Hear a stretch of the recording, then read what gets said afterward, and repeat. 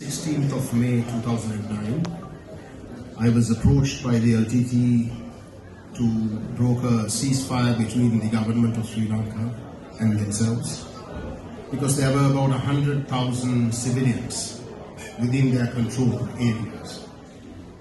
I managed to broker a ceasefire deal where two bishops were to witness this transfer of civilians into government-controlled areas. The approval was supposed to be given on the 17th morning when President Rajapaksa flew in from the Non-Aligned Movement meeting in Jordan. He was supposed to go straight into a Security Council meeting and approve the deal, but that didn't happen. Instead, from the time that deal was struck, heavy artillery was used repeatedly, and thousands kept dying.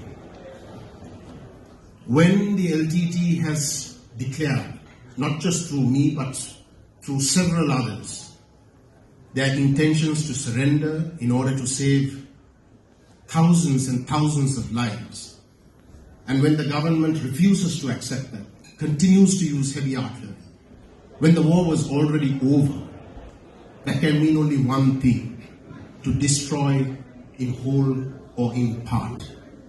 That is the meaning of genocide, my friends. That is what happened almost 15 years ago. But have we learned lessons? None. Today's Sri Lanka's human rights record is appalling. Despite the fact that the country is bankrupt, despite the fact that the country requires the Tamil diaspora's financial assistance, investments, nothing has changed. We continue to be targeted. I personally am targeted. My colleague, who is another member of parliament, was assaulted just last week. When we made police complaints, the police arrest 6 individuals who were caught on video assaulting a member of parliament. But on the very next day, the police themselves go to the magistrate and ask all of them to be released in order to prevent ethnic riots. The police's job is to prevent those riots, not to release suspects. But that's what's happening. So this is the backdrop in a scenario where Sri Lanka is coming to its international friends like Britain and asking you to help them to come out of this economic mess.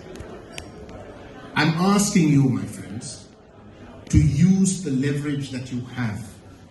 By all means, we want Sri Lanka to recover.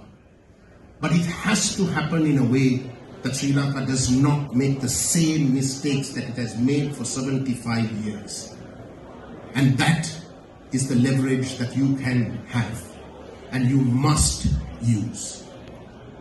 Sri Lanka must make sure that the Tamils don't face the 75-year history in the future as well. And it can only happen through accountability for war crimes, crimes against humanity and genocide. And it can also only be ensured through a negotiated solution that recognizes the Tamil identity and prevents the dismantling of our nationhood. I appeal to you to intervene on behalf of the Tamil people with your government and to make sure that it's a principled approach, because this is the only last chance that we will have to reform ourselves. Thank you very much.